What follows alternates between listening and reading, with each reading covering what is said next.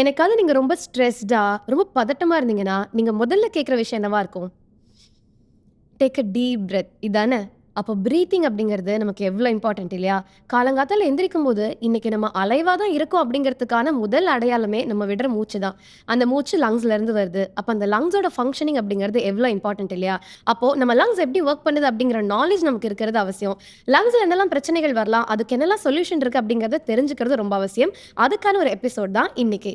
இது நலம் update your health care podcast brought to you by Apollo speciality hospitals Teynampet. நான் அனிதா சம்பத். வாங்க அப்டேட் ஆயிக்கலாம்.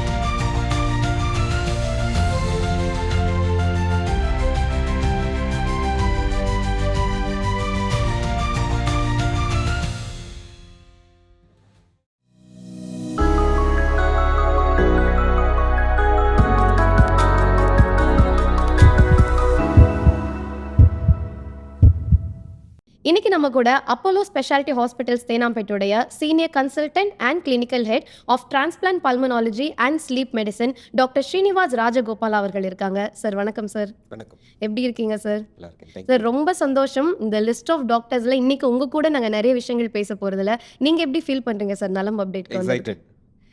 ஓகே.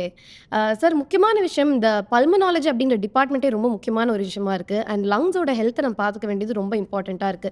பொதுவா லங்ஸ்ல வரக்கூடிய மேஜர் டிசீசஸ்னா என்னவா இருக்கு? அதுக்கான சொல்யூஷன்லாம் என்ன சார்? பொதுவா லங்ஸை அஃபெக்ட் பண்ற வியாதிகள் பார்த்தீங்கன்னா, அது அக்யூட்டா இருக்கலாம், இல்ல நாள்பட்ட வியாதிகளா இருக்கலாம். ஓகே. அக்யூட்னா எல்லாருக்கும் தெரியும். லைக் நிமோனியா, பிராங்கைட்டிஸ் இதெல்லாம் திடீர்னு வருது. சில நாளுக்குள்ளேயே சரியாகக்கூடிய வியாதிகள். பட் சம்டைம்ஸ் வந்து உலகமே அதனால ஸ்தம்பிக்கலாம். கோவிட் நிமோனியா அப்படின்ற ஒரு ஓ, ட்ரூ. விஷயம் அது நம்ம கடந்து வந்திருக்கோம் இப்போ. பட் அதையும் மீறி நிமோனியா அண்ட் இன்ஃபெக்ஷன்ஸ் வந்து தினைக்குமே நடக்கிற ஒரு விஷயம்.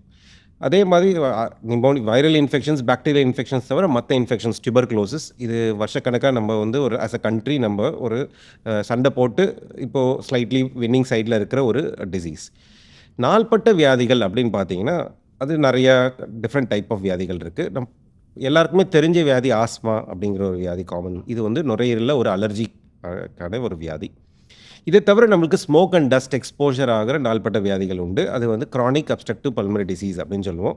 நுரையீரலில் ரொம்ப நாள் மாசடைகிறதுனால நுரையீரலோட தன்மை இழந்து போய் அதனால் வர விளைவுகள் அதனால் வருது. இதை விட்டால் நம்மளுக்கு மெயினாக 2 குரூப் ஆஃப் டிசீசஸ் நாள்பட்ட வியாதிகள் இருக்குது. அது வந்து பிராங்கியக்டேசிஸ், அதாவது நுரையீரலில் ஏதாவது ஒரு பெரிய இன்ஃபெக்ஷன் வந்து தழும்பு விழுந்ததுன்னா அதனால் சளி உற்பத்தி அதிகமாக பர்சிஸ்டண்ட்டாக இருக்கிறது. அது பிராங்கியக்டேசிஸ்ன்னு சொல்லுவோம். ஃபைனலாக இப்போ புதுசாக நம்மளுக்கு இன்க்ரீசிங் அவேர்னஸ் இருக்குது. அது வந்து இன்டர்ஸ்டீஷியல் லங் டிசீஸ், அதாவது நுரையீரல் சுருக்க வியாதிகள். இதெல்லாம் வந்து நம்ம பினைன் டிஸார்டர்ஸ், அதாவது கேன்சர் இல்லாத ஒரு வியாதிகளை பற்றி பேசுகிறோம். இதை தவிர கேன்சர் ஆஃப்கோர்ஸ் லங்ஸை அஃபெக்ட் பண்ண முடியும், மோஸ்ட்டாக ஸ்மோக்கிங்னால. லங்ஸ் சென்ட்ரல் ஆர்கன், நீங்கள் ஏற்கனவே சொன்ன மாதிரி நம்ம எல்லாமே ஆதியும் அந்தமும் ப்ரீதிங்னால எல்லா உறுப்பும் லங்ஸை அஃபெக்ட் பண்ண வாய்ப்புகள் இருக்குது. நீங்கள் ஒரு சர்ஜரி அப்படின்ற ஒரு விஷயம் இருக்கலாம், இல்லை வேறு எதுக்காக ஹார்ட் ப்ராப்ளம் இருக்கலாம். எதுவாக இருந்தாலும் அல்டிமேட்டாக லங்ஸ் அஃபெக்ட் பண்ண வாய்ப்பு இருக்குது. ஸோ லங்ஸ் பர்சே அஃபெக்ட் ஆகலாம், லங்ஸ் செகண்டரியாகவும் கூட அஃபெக்ட் ஆகலாம். ஓகே. சார் நீங்க லங் கேன்சர் பத்திலாம் நிறைய பேசியிருந்தீங்க. ஸ்மோக்கிங் பண்றனால வருதுன்னு. என்னதான் இது ஸ்மோக்கிங் பண்ணால வருது எல்லாருக்கும் தெரிஞ்சா கூட, ஏன்னா தியேட்டர் போனாலே சொல்லிடுறாங்க. Smoking causes cancer, smoking kills அப்படின்றாங்க. எல்லாருக்கும் தெரிஞ்சா கூட டிஃப்ரெண்ட் வெரைட்டில ஸ்மோக்கிங்க பண்ணிட்டே இருக்காங்க சார். பொதுவாக எனி ஸ்மோக், நம்ம we are what you eat அப்படின்னு நம்ம என்ன சாப்பாடுறோம் அப்படின்ற பற்றி ரொம்ப ஃபோக்கஸ் பண்ணுறோம். பட் நம்ம என்ன உள்ள சுவாசிக்கிறோன்றது அவ்வளோ ஃபோக்கஸ் பண்ணுறதில்ல. ஸோ உங்கள் லங்ஸ்குள்ளே என்ன மாதிரியான டஸ்ட் அண்ட் பொல்யூஷன் உள்ளே போகுதோ அது டெஃபினட்டாக லாங் டேர்மில் பாதிப்பு ஏற்பட போகுது. இந்த பாதிப்பு வந்து கேன்சர் உண்டு இல்லாமல் நான் கேன்சர் பாதிப்பும் இருக்க வாய்ப்பு இருக்குது. ஸோ நீங்கள் ஏற்கனவே கேன்சர் பற்றி பேசியிருக்கீங்க. ஸ்மோக்கிங் இல்லை விட்டுட்டு அது மற்ற சீக்ரெட் வேப்பிங் அதெல்லாம் பண்ணால் கேன்சருக்காக ரிஸ்க் கம்மியாகுமா அப்படின்னா, கேன்சருக்கான ரிஸ்க் சில வேப்பிங் ப்ராடக்ட்ஸில் கம்மியாகலாம். பட் மற்ற காம்ப்ளிகேஷன்ஸ் அதோட ஸ்மோக்கிங்கோட அதிகமாக இருக்கலாம். For example cigarettes and vapes வந்து poorly regulated. அதில் வந்து செவரல் சென்டட் கெமிக்கல்ஸ் இருக்குது. அதோட பிரேக் டவுன் ப்ராடக்ட்ஸ் லங்கை பெர்மனெண்ட்டாக டிஸ்ட்ராய் பண்ணி with no chance of recovery கூட ஆகலாம். இதனால தான் government of India smoking and சிகரெட்ஸை பேன் பண்ணியிருக்கு. ஸோ அது ஒரு விஷயம். பீடி அந்த மாதிரி விஷயங்கள் ஸ்மோக் பண்ணுறதுனால கேன்சர் ரிஸ்க் கம்மி அப்படின்னு நினைக்கிறாங்க. அது இல்லை. They are equivalent. நீங்கள் சிகார்ஸ் ஸ்மோக் பண்ணாலும் பீடி ஸ்மோக் பண்ணாலும் லங்குள்ளே போடுற டஸ்ட்டு வந்து ஓவர் த லாங் டேர்ம் சில விளைவுகள் டெஃபினட்டாக வரும். அது பினைன் ப்ராப்ளம், அதாவது கேன்சர் இல்லாத நாள்பட்ட நுரையீரல் வியாதி சிஓபிடி அப்படின்றத சொன்னோம். இதை தவிர heart related problems, heart attacks வரதுக்கு வாய்ப்பு இருக்குது, ஸ்ட்ரோக் வரதுக்கு வாய்ப்பு இருக்குது. ஸோ இதெல்லாம் வந்து பினைன் ப்ராப்ளம்ஸ். கேன்சர் வந்து நம்ம லங் கேன்சர் பற்றி நீங்கள் டெஃபினட்டாக சொன்னீங்க. பட் லங் கேன்சர் ஒன்றும் இல்லாமல் காது மூக்கு தொண்டை, அப்பர் ரெஸ்பிரேட்டரி ட்ராக்ட், உணவு குழாய் கேன்சர்ஸ், பேங்க்ரியாட்டிக் கேன்சர்ஸ், இந்த ஸ்மோக் அண்ட் டஸ்ட்டில் வர நிக்கோட்டின் அதோட ப்ராடக்ட்ஸ் எல்லாம் உடம்பு விட்டு யூரின் வழியாக வெளியே போகும்போது ஸோ பிளாடர், கிட்னி கேன்சர்ஸ் இதெல்லாமே கூட related to smoking. So smoking வந்து டெஃபினட்டாக kills and any smoking is dangerous. இது ஆக்டிவ் ஸ்மோக்கிங் பற்றி அவேர்னஸ் இருக்கிற அளவுக்கு பேசிவ் ஸ்மோக்கிங் பற்றியும் இருக்கணும். ஏன்னா 25% of all cancers in India are due to passive smoking. வேறு யாரோ பக்கத்தில் ஸ்மோக் பண்ணுறதுனால நம்மளுக்கு வருது. இது வந்து ஒரு சிம்பிள் பட் அக்யூமுலேட்டிங் இஷ்யூ. நீங்கள் நம்ம காலையில் டெய்லி ஒரு ஹேபிட்டாக இருக்கலாம், நம்ம ஒரு ரன் போயிட்டு ஒரு டீ சாப்பிடுது. பட் அந்த டீ ஸ்டாலில் பக்கத்தில் இருக்கவங்க ஸ்மோக் பண்ணுறதுனால நம்மளுக்கு வர ஒரு பாசிவ் ஸ்மோக்கிங்னால we will be at risk of cancer. So இந்த மாதிரியான விஷயங்கள் very very important. Okay. So passive ஸ்மோக்கிங்க்கு நானே வந்து ஒரு எக்ஸாம்பிள் தான் சார். எங்கள் அப்பா ஸ்மோக் பண்ணும்போது நான் குழந்தையா இருக்கும்போது அந்த கோல்டுலேயே பிளாக் பார்ட்டிகல்ஸோட வந்தது அப்படின்னு சொல்லிட்டு அம்மா சொல்லுவாங்க. ஸோ அந்த மாதிரி குழந்தைங்களை எந்த அளவுக்கு பாதிக்குது சார் அது? ஏன்னா நம்ம வந்து மூச்சுங்கிறத வந்து பிடிச்சவங்களோட தான் கனெக்ட் பண்ணுவோம். நீ தான் என் உயிர் மூச்சு, தமிழ் பேச்சு உயிர் மூச்சு, படையப்பா மூச்சு நின்று போச்சு அப்படின்னு மூச்சோட தான் பிடிச்சவங்கள நம்ம ஹோல்ட் பண்ண விஷயத்த சொல்லுவோம். ஆனால் குழந்தைங்களை பற்றி இந்த அப்பாக்கள் வந்து யோசிக்கிறதே இல்லை. ஸோ அதை பற்றி சொல்லுங்கள் சார். ரொம்பவே ஒரு முக்கியமான விஷயங்கள் நீங்கள் கொண்டு வந்திருக்கீங்க. முக்கியமாக நம்மளுக்கு தெரிஞ்சுக்க வேண்டியது என்னன்னா, பிறந்த போது நம்மளோட லங்ஸோட கெப்பாசிட்டி 100% இல்லை. இந்த வளர்ற குழந்தை எப்படி உயரத்தில் வளருதோ அதே மாதிரி அந்த லங்ஸோட சைஸ் வளர போது லங்ஸில் இருக்கிற அணுக்கள் ஆல்வியோலஸ்ன்னு சொல்லுவோம், அதோட கெப்பாசிட்டி வளர போகுது. இந்த பீக் வந்து ஜென்ரலாக ஒரு 8 to 10 இயர்ஸில் வளர்ச்சி பீக் அடையுது. மேக்ஸிமம் லங் கெப்பாசிட்டின்னு சொல்கிறது நம்ம 20 வயசில் அட்டைன் பண்ணுறோம். அதுக்கப்புறம் ப்ரோக்ரெசிவாக நம்ம வந்து ஃபிக்ஸட் டெபாசிட்லேருந்து காசு தான் எடுத்துகிட்டு இருக்கோம். நம்ம போக போக நம்ம லங்கோட கெப்பாசிட்டி 20 வயசுக்கு மேலே குறைய தான் போகுது as we age. ஸோ நம்ம பீக் லங் கெப்பாசிட்டி பிறப்பில் இல்லை, 8 இயர்ஸில் நம்பராக பீக் ஆகுது, 20 இயர்ஸில் கெப்பாசிட்டி பீக் ஆகுது. ஸோ இது இம்பார்ட்டன்ட். ஸோ இந்த டைமில் குழந்தை வளர்கிற டைமில் நம்மளுக்கு இந்த வளர்ச்சியை தடுக்கிற மாதிரி எந்த மாதிரியான ஒரு விஷயம் நடந்தாலும் அந்த கெப்பாசிட்டி தன்னோட பீக்கை அடையாமல் லோவர் பீக்கில் இருக்க போகுது.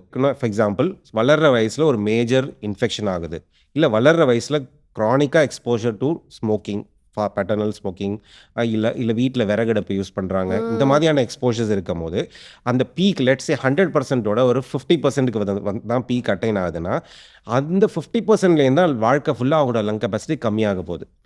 ஸோ லேட்டர் ஆன் லைஃப்பில் வந்து ஒன்ஸ் அவங்களோட லங் கெப்பாசிட்டி ரொம்பவே கம்மியாகிடுச்சு, லெட்ஸே 25% வந்துச்சு, இல்லை அவங்க 50%லேருந்து ஸ்டார்ட் பண்ணாங்க, ஒரு இன்ஃபெக்ஷன் வந்து ஃபர்தராக அவங்க லங் கெப்பாசிட்டி கம்மியாச்சுன்னா டெஃபினட்டாக இவங்களுக்கு நாள்பட்ட நுரையீரல் வியாதி ரொம்ப ஏர்லியர் ஏஜில் வரும். ஓகே. ஸோ இந்த மாதிரியான ஒரு ரிஸ்க் ஃபேக்டர்ஸ் சேம் அதே மாதிரி பாசிவ் ஸ்மோக்கிங் சில்ட்ரன்லையும் லேட்டர் லங் கேன்சருக்கு ஒரு ரிஸ்க் ஃபேக்டர்.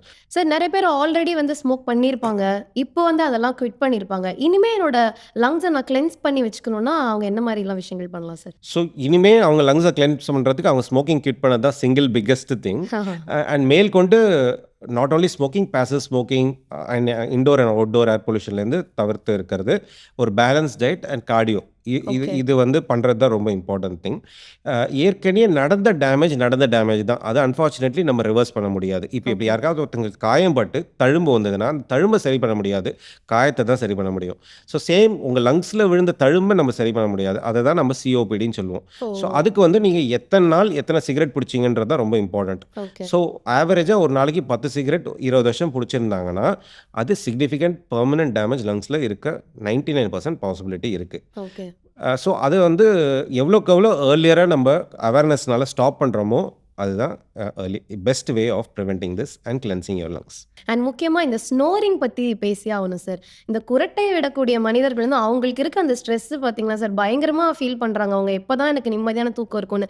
ஒரு பக்கம் என்ன சொல்கிறாங்க, நல்லா குரட்டை விட்டு தூங்கினப்பா, சூப்பராக தூங்கினேன் அப்படின்வாங்க. ஆக்சுவலி குரட்டை விட்டு ஆழ்ந்த தூக்கமா இல்லை ஸ்லீப்லெஸ்ஸாக எப்படி சார் அது? ஸோ குரட்டை வந்து ஒரு சிம்டம், நார்மலாக இருக்கலாம், பட் அப்நார்மலாகவும் இருக்கலாம். எப்போ கொரட்டை அப்நார்மல் அப்படின்னா, பர்சிஸ்டண்ட்டாக டீப்பாக ஸ்னோர் பண்ணுறாங்க அப்படிங்கிறது ஒரு விஷயம்.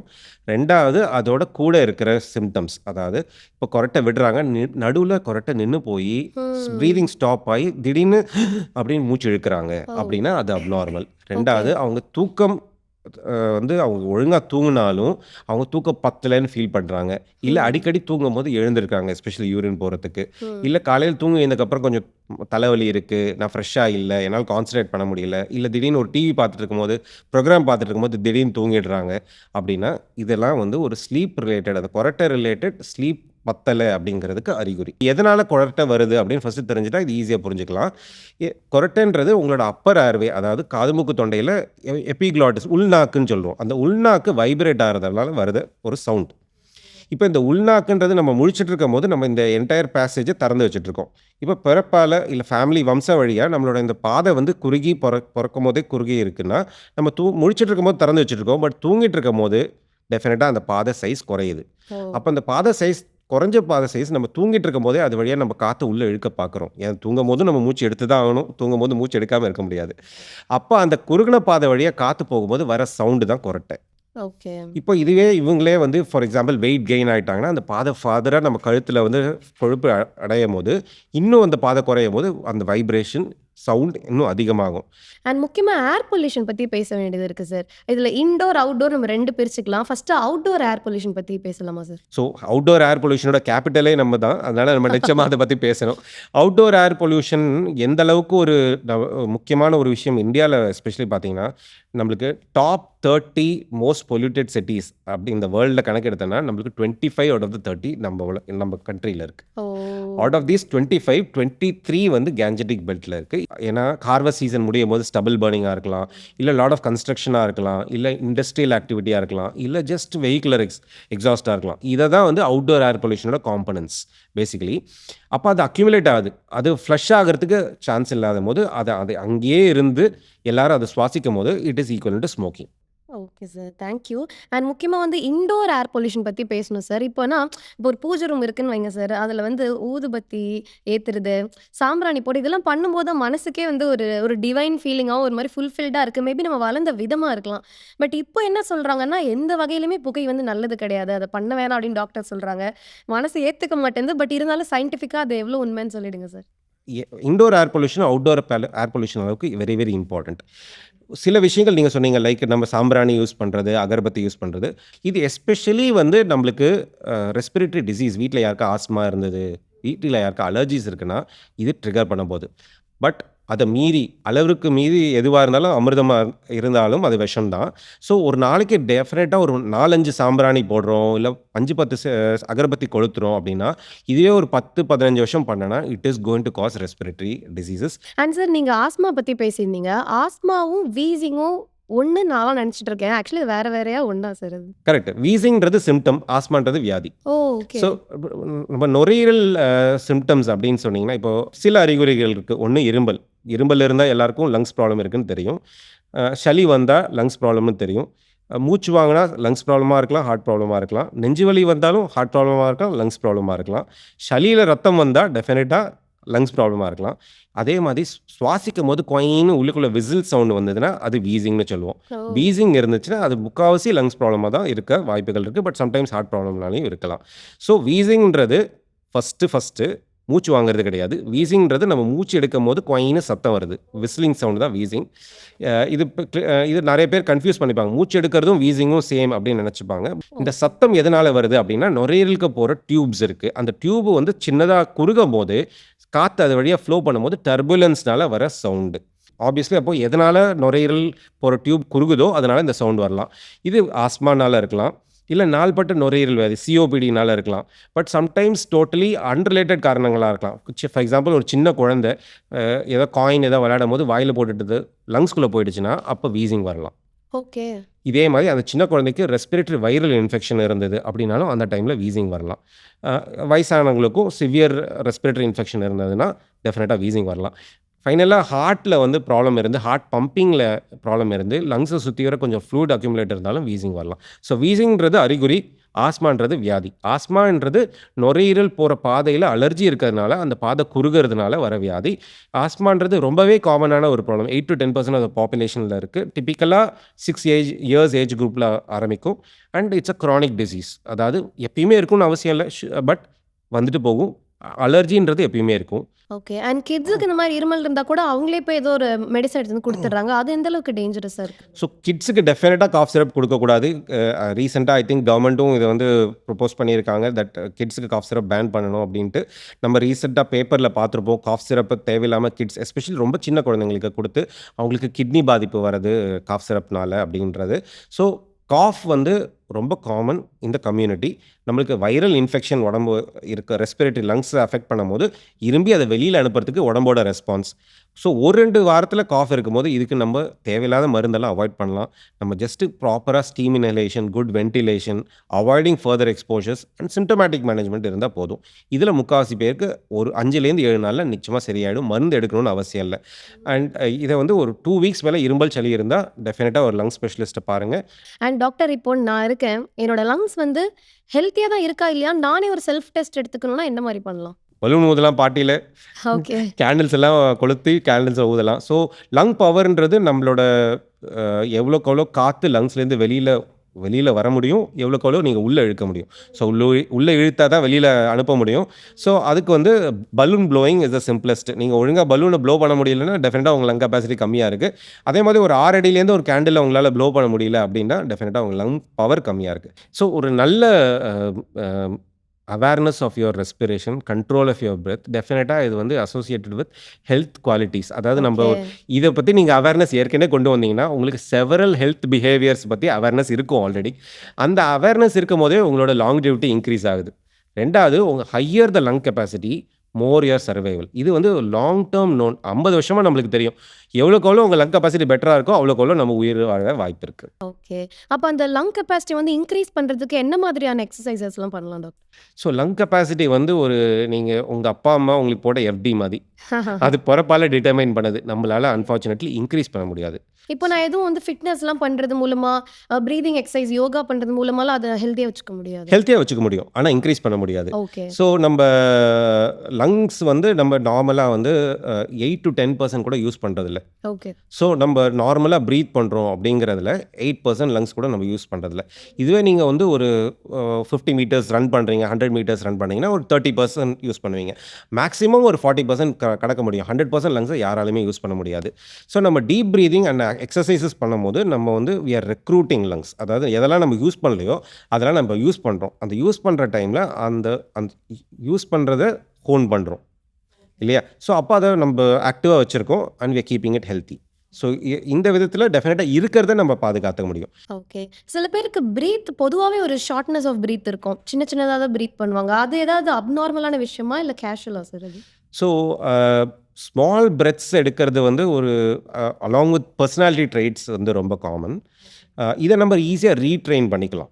ஸோ அலாங் வித் ஆன்சைட்டி ரொம்ப காமன். ஸோ நீங்கள் உங்களுக்கே ஒரு பதட்டம் இருக்குது அப்படின்னா ஆப்வியஸ்லி நமக்கு அதோட நம்மளோட அவங்கள ஒரு ஆன்ஷியஸாக இருக்கும் போது அவங்களோட ப்ரீதிங்கும் ஸ்மால் அண்ட் ஸ்லோவாக இருக்கும், ஓகே. ரேப்பிடாக இருக்கும் ஓகே. இல்லையா?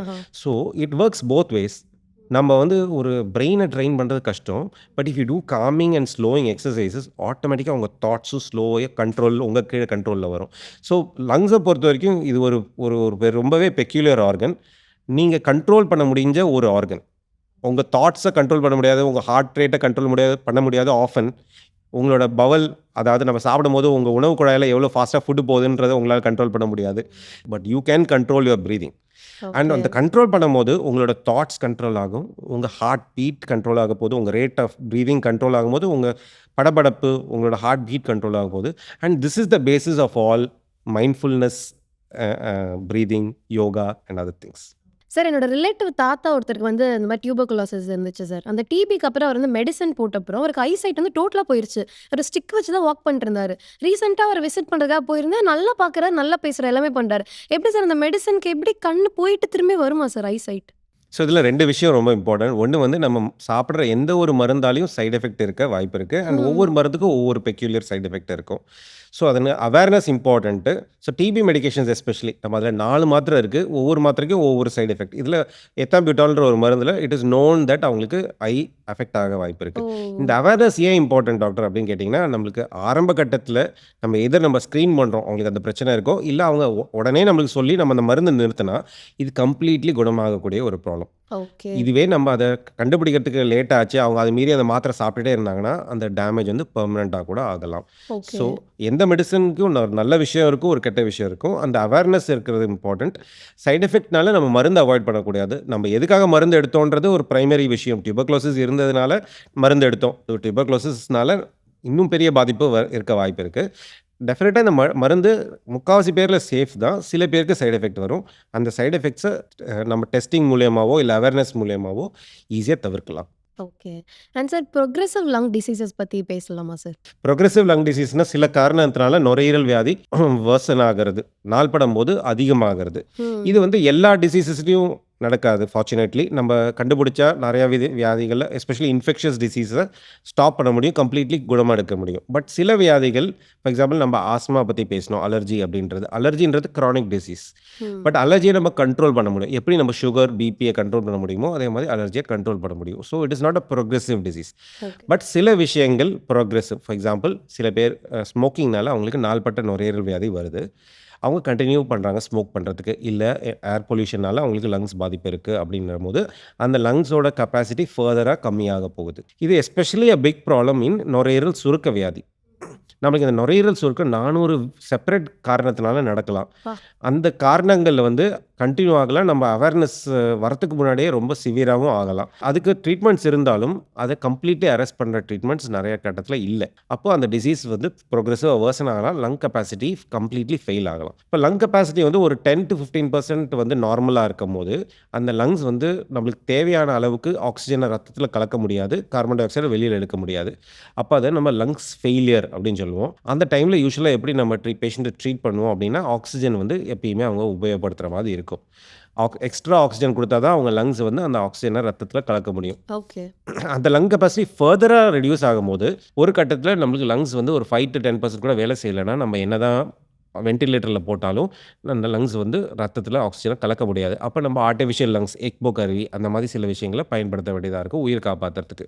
ஓகே. பட் இதெல்லாம் வந்து ஒரு நாள்பட்ட வியாதியில் ஒரு டெம்பரரி ஒரு விஷயம். அதாவது நீங்கள் எத்தனை நாளைக்கு வென்டிலேட்டரை வச்சு சப்போர்ட் பண்ண முடியும், எத்தனை நாளைக்கு எக்மோ கருவியை வச்சு சப்போர்ட் பண்ண முடியும். இதுக்கு நிரந்தர தீர்வு அப்படின்றது நுரையீரல் மாற்று சிகிச்சை ஒண்டி தான். ஓகே. அண்ட் இந்த ஃபெசிலிட்டிஸ்லாம் நம்ம அப்போலோ ஹாஸ்பிட்டல்ஸ்ல எந்த அளவுக்கு இருக்கு சார்? ஸோ எல்லாமே இருக்குது. நம்ம ஆன் அன் ஆவரேஜ் நம்ம 35 to 50 லங் டிரான்ஸ்பிளான்ஸும் wow. Equal number of heart டிரான்ஸ்பிளான்ஸும் எவ்ரி இயர் நம்ம பண்ணிகிட்ருக்கோம்.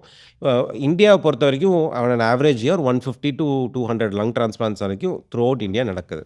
சார், அப்போலோ ஹாஸ்பிட்டல்ஸ் தேனாம்பேட்ல பல்மனாலஜி டிபார்ட்மெண்ட் பத்தி, உங்க டீம் பத்தி, இங்க இருக்க ஃபெசிலிட்டிஸ் பத்தி சொல்லுங்க சார். ஸோ அப்போலோ தேனாம்பேட்டில் நாங்கள் ஒரு ஹோலிஸ்டிக் பல்மனாலஜி டிபார்ட்மெண்ட்டை உருவாக்கியிருக்கோம். ஸோ இதில் வந்து ஜென்ரல் பல்மனாலஜி பொதுவாக எல்லா ரெஸ்பிரேட்டரி டிசீஸும் ஒரே ஸ்டாப்பில் நம்மளுக்கு டயக்னோசிஸும் ட்ரீட்மெண்ட்டும் நம்மளுக்கு அவுட் பேஷண்ட் பேஸில் இருக்குது. நம்ம டீம் நாங்கள் 3 of us ஆர் தேர். நானும் doctor Uttara and doctor Gayathri and நாங்கள் எங்கள் கூட ஒர்க் பண்ணுற PAs, supportive nurses, bronchoscopy and PFT technicians எல்லாமே இருக்குது. ஸோ நம்மளுக்கு அவுட் பேஷண்ட் கேர், அதை தவிர தேவையான டெஸ்ட் எல்லாமே நம்மளுக்கு இருக்குது. டெஸ்ட் என்ன மாதிரியான டெஸ்ட் அப்படின்னு சொன்னீங்கன்னா, லங் ஃபங்க்ஷன் டெஸ்ட். உங்கள் லங்கோட கெப்பாசிட்டி என்ன அளவுக்கு இருக்குது, அதில் ஏதாவது பிரச்சனை இருக்கா அப்படிங்கிறது நம்ம லங் ஃபங்க்ஷன் டெஸ்ட். இது வந்து ஒரு டெஸ்ட் இல்லை, நம்ம வந்து லங்கை வந்து பல விதத்தால் கணிக்க முடியும். ஸோ லங்கோட கெப்பாசிட்டி எப்படி இருக்குது, அதோட ஃபங்க்ஷன் எப்படி இருக்குது அப்படின்றது ஒவ்வொரு விஷயத்துக்கும் ஒவ்வொரு டெஸ்ட் இருக்குது. நம்ம பொதுவாக லங் ஃபங்க்ஷன் டெஸ்ட் அப்படின்னா சிடி ஸ்கேன் நினைக்கிறோம். பட் சிடி ஸ்கேன்றது ஒரு அனாட்டமிக்கல் ஒரு விஷயம், ஃபங்க்ஷனல் இன்ஃபர்மேஷன் அதில் இருக்காது. ஸோ அந்த ஃபங்க்ஷனல் இன்ஃபர்மேஷன் தான் லங் ஃபங்க்ஷன் டெஸ்ட்டுன்னு நம்ம சொல்கிறோம். ஸோ அந்த மாதிரியான எல்லா டெஸ்ட்டும் நம்மக்கிட்ட இப்போ தேனாம்பேட்டில் அவைலபிளாக இருக்குது. லங்ஸ்க்கு எண்டோஸ்கோப்பியான டெஸ்ட்டு, ப்ராங்கோஸ்கோப்பி அப்படின்னு சொல்லுவோம். லங்குள்ளே இருக்கிற பிரச்சனையை இப்போ எண்டோஸ்கோப்பி வழியாக பார்க்கறது, கண்டுபிடிக்கிறது, வைத்தியம் பண்ணுறது, அது வந்து நம்மளுக்கு ப்ராங்கோஸ்கோப்பி அப்படிங்கிற டெஸ்ட். இந்த ப்ராங்கோஸ்கோப்பி மூலியமாக நம்ம லங்ஸ்லேருந்து சளி எடுக்கிறது, பயாப்சி எடுக்கிறது, அது பண்ண முடியும். லங்ஸ்க்கு வெளியில் இருக்கிற கிளாண்ட்ஸ், ஹார்ட்டுக்கும் லங்ஸ் இருக்கிற கிளாண்ட்ஸில் சம்டைம்ஸ் நெறி கட்டுறது வாய்ப்பு இருக்குது. அந்த நெறி கட்டுறது சில வியாதிகளில் நடக்கும். அதுலேருந்து சாம்பிள் எடுக்க முடியும். இது இபஸ் அப்படிங்கிற ஒரு ப்ரொசீஜர்னால அதை நம்ம தேனாம்பேட்டில் டெய்லி பண்ணுறோம். இது தவிர நம்மளுக்கு லங்ஸில் ட்ரீட்மெண்ட்டு, அதாவது இப்போ யாருக்காவது ரத்தம் நிறையா வருது அப்படின்னா அந்த பிளாக் பண்ணக்கூடியது, இல்லை லங்ஸுக்கு அடப்பு இருக்குது அப்படின்னா ஸ்டென்ட் பண்ண முடியுது. இந்த மாதிரியான விஷயங்கள் நம்ம தேனாம்பேட்டில் ரொட்டீனாக பண்ணுறோம். ஃபைனலாக லங்ஸ் சுற்றிவர நீர் கோருது அப்படின்னா அது எதனால் அப்படின்னு கண்டுபிடிக்கிறது, ப்ளூரல் எஃப்யூஷன்ஸ், அதுக்கு தேவையான சில டெஸ்ட்டு. அந்த சைடில் எண்டோஸ்கோபி தொரக்கோஸ்கோபி அப்படின்னு சொல்லுவோம், அதுவும் நம்ம பண்ணுறோம்.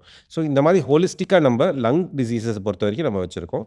செகண்ட், அலர்ஜிஸ்க்கு ஒரு ஸ்பெஷலாக நம்ம கிளினிக் ரன் பண்ணுறோம். ஸோ அலர்ஜி உங்களுக்கு டீட்டெயில்டாக ஹிஸ்ட்ரி எடுத்து உங்களோட அலர்ஜி எப்படி இருக்குது, அலர்ஜி ஸ்கின் ப்ரிக் டெஸ்டிங்கும் இருக்குது, அதே மாதிரி அலர்ஜிக்கு பிளட் டெஸ்ட்டும் இருக்குது. இதை தவிர ட்ரக் அலர்ஜி சில பேருக்கு இருக்குது, ஆஸ்பிரின் அலர்ஜி, சல்ஃபா அலர்ஜி, அவங்களுக்கு அதுக்குரிய டெஸ்ட்டும் இருக்குது. இதெல்லாம் சரி பண்ணுறதுக்கு நம்மளுக்கு இம்யூனோதெரப்பியும் நம்ம பயன்படுத்துகிறோம். So oral immunotherapy, sublingual immunotherapy அப்படின்னு சொல்கிறோம். அதை நம்ம தேனாம்பேட்டில் ஆஃபர் பண்ணுறோம். ஃபைனலாக நான் வந்து டிரான்ஸ்பிளான்ட் பற்றி பேசலைன்னா தப்பாக இருக்கும். ஏன்னா நம்ம டிரான்ஸ்பிளான்ட் டிபார்ட்மெண்ட்டில் இருக்கிறதுனால. ஸோ டெஃபினட்டாக நாள்பட்ட நுரையீரல் வியாதிக்கு ஒரு ஒன் ஸ்டாப் சொல்யூஷனாக நம்ம அப்போலோ தேனாம்பேட்டில் லங் டிரான்ஸ்பிளான்ட்க்கு டெஃபினட்டாக எவாலுவேட் பண்ணுறோம் அண்ட் லிஸ்ட் பண்ணுறோம். ஸோ இங்க இருக்க ஏர் பொல்யூஷனால ஓசோன் லேயர்ல ஓட்டை விழுதோ இல்லையோ உங்க லங்ஸ்ல கண்டிப்பா ஓட்டை விழும் அப்படின்னு டாக்டர் சொல்லியிருக்காரு. ஸோ ஸ்மோக்கிங் எல்லாம் நல்லா குவிட் பண்ணிக்கோங்க. ஏர் பொல்யூஷன் இல்லாத இடங்கள்ல இருங்க. நல்ல எக்ஸசைஸ் பண்ணுங்க. நல்ல உணவுகளை சாப்பிடுங்க. சார் சொன்ன மாதிரி எல்லாத்தையும் ஃபாலோ பண்ணி நல்ல ஹெல்தியான லங்ஸோட இருங்க. Sir thank you so much. நிறைய கொஸ்டின்ஸ்க்கு ரொம்ப பொறுமையாக ஆன்சர் பண்ணீங்க. ரொம்ப இன்ஃபர்மேட்டிவாக இருந்துச்சு சார். நன்றி சார். தேங்க்யூ.